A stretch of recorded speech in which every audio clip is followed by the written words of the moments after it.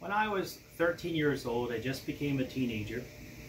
And as a teenager, I really enjoyed being a young, active, vibrant teenager. And I'd often tell my father, I said, "Father, being in this age of my life is one of the best ages that there ever are."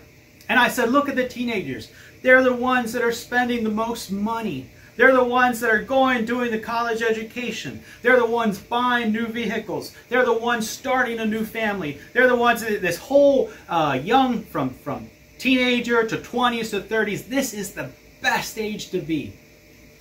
And my father, he looked at me and said, "Oh, okay, well, wait till you get older."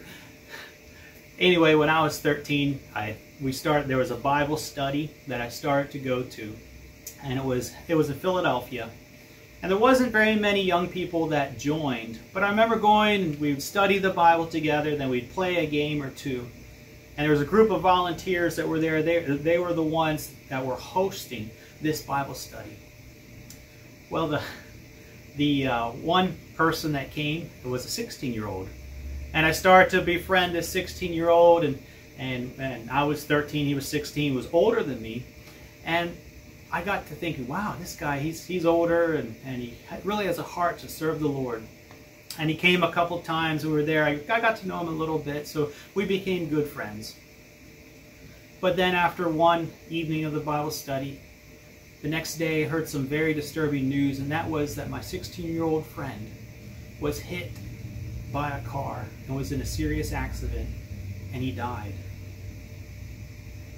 And that was disturbing to me, because being a 13-year-old and seeing the whole world in front of you, and all of a sudden have your friend's life just snatched away from you, then you realize that life is short. Brothers and sisters, I want to encourage you to make the most of the life that God gave to you. You don't know when the end is coming, but God does. Make it count. God bless.